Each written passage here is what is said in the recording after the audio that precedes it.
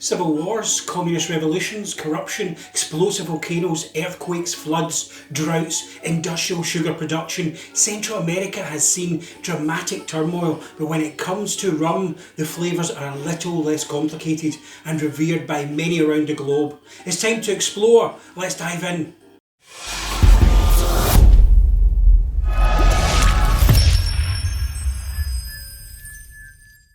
Hello, Hendo here and welcome to Rum Region Deep Dive Central America. In this video we'll explore rum making between Mexico and South America. Key points about these rums: history defines the region by sugar production, rum was secondary, and volcanoes, earthquakes, floods, political unrest, but also perfect cane growing climate, home to the Mayan civilization.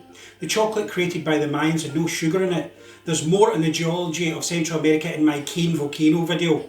Central America is influenced by the Cocos tectonic plate, 75 volcanoes and Pacific winds blowing eastward over Panama, and Papagayo jet from West Caribbean funneling up the Cordillera Mountains near Lake Nicaragua.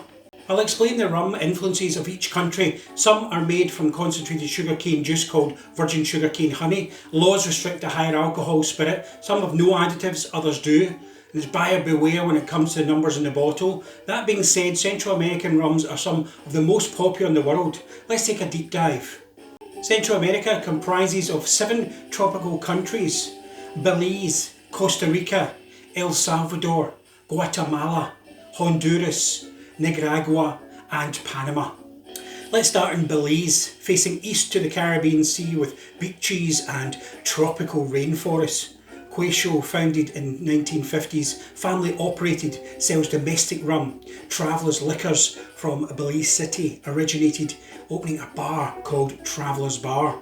Became rum blenders, then distillery in 1960s, creating the One Barrel brand. Quite famous there, young aged rum. Still operated by the Perdomo family today, and they've created another brand, Tuberon. Rum, and sells bulk also to independent bottlers as well. More recently, in 2016, Copali, or organic rum, sugarcane juice spirit, farm to bottle, single estate rum in the southern rainforests is well worth seeking out. Now on to Guatemala, defined by volcanoes and industrial scale sugar production. Now up to 4th largest exporter in the world, Guatemala labelled rum must be distilled from virgin sugar cane honey. That is the concentrated juice, fermented with a yeast derived from pineapple. But regulations aren't clear on aging or additives. Sugar cane grows in fertile coastal plains southwest of volcanic mountains. Only one distillery, and it's known as Darsa, makes Ronzacapa and Botran rum brands, plus bulk rum for independent bottlers. Harvest is January to May. Then the spirit is taken to age in the clouds, 7,500 feet above sea level. Cooler aging climate, Guatemalan rums are aged using Sistema Solera, using 4 different casks: ex-bourbon casks, recharred ex-bourbon, Oloroso sherry, PX sherry casks, blending different ages. So the Ronzacapa 23, not all aged 23 years, it's a mix of ages 6 to 23 years. It's very popular rum, but purists think that the prominent number on the bottle is slightly misleading, and also 41 grams per litre sugar provides a certain smoothness to the palate. Botran is the other brand named after the distillery founders, made by the same distillery from the first sugar cane harvest of the year. These rums are pushing super premium and have tasting notes of things like vanilla, chocolate, nuts, dried fruit.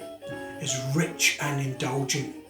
Next we go to El Salvador, west of Honduras and north of San Salvador, Cihuatan Distillery, meaning land of the sleeping woman, a mountain that overlooks the cane fields. Made in the Cihuatan Valley, is the first rum created in El Salvador. Founded in 2004, a division of a sugar producer, and named after Mayan settlement and archaeological site.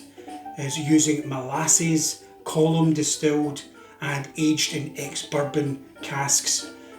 They first released their 8-year-old rum in 2015 and they celebrate the Mayan heritage in their limited edition bottlings. Honduras, on the east coast, there's a brand using Rotan. It's a small Caribbean island situated 60 kilometres off the coast of Honduras for their rum story. It's called Pirate's Grog.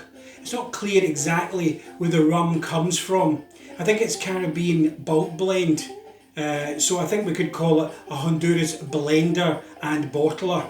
Travelling south now is Nicaragua. The two main brands you'll see in Nicaragua are Mombaco and Flor de Caña.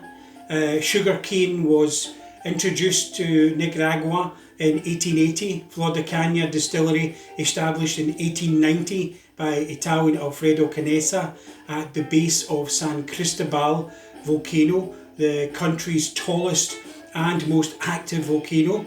Volcanic rich soil, fertilised by ash. Harvest is November to May. Fields are burned before the harvest. Distilling passed down 5 generations of the family.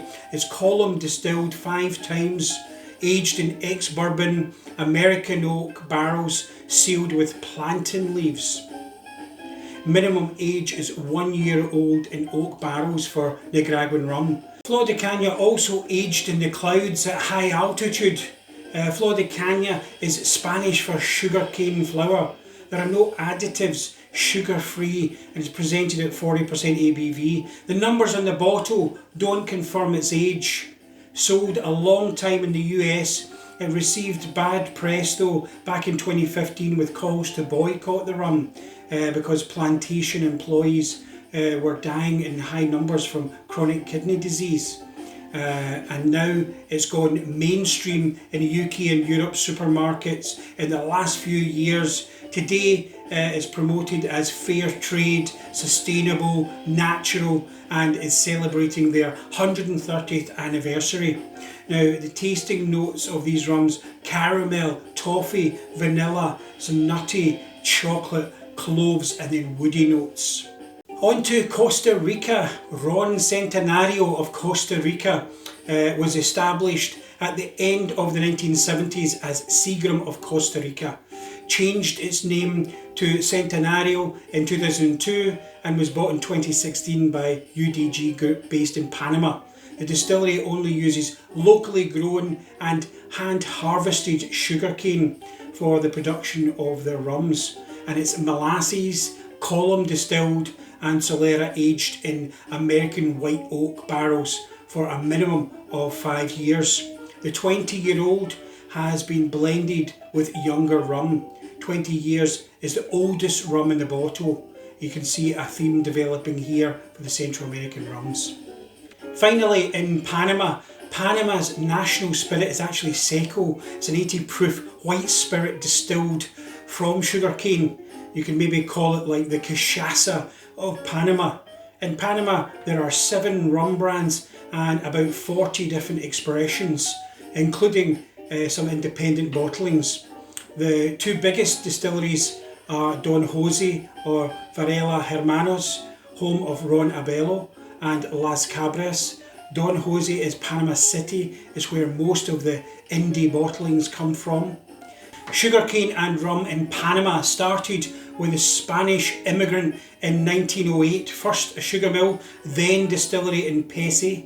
Distillery Don Jose in the fertile valley of Azuero Peninsula, the dry arch and Pacific winds all creating this stable microclimate for perfect sugarcane growing conditions.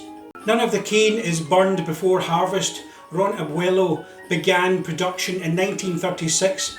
Ron Abuelo means grandfather rum in Spanish. It's still distilled with molasses from another sugar mill in Panama. Maquelon rum is named for the legendary street in the heart of Havana where the recipe comes from.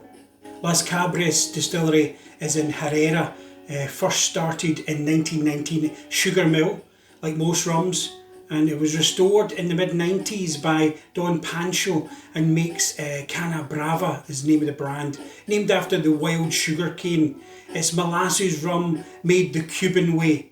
Pedro Mandingo Rum is promoted as Panama's first craft rum distillery, set up in 2014, hand harvested cane grown on a family run farm distilled from raspadura, which is unrefined sugar, freshly concentrated cane juice. To wrap up, Central America makes some fantastic rums, and many are made in the Spanish style, but it can be hard to find full information from the producers.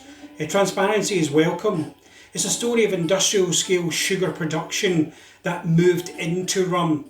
Different price points from easy drinking to super premium.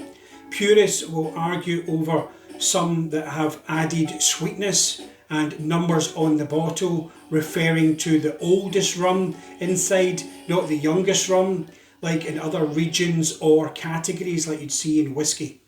So, tell us what you think of this rum region deep dive, Central America, and share your favourite styles from the region in the comments. Check out my other region deep dives as well. I'll add more in the series, and if you are interested in projects, contact us at hendotalks.com. As always, welcome your feedback. I hope this was useful to you in some way, and until next time, thanks very much for watching.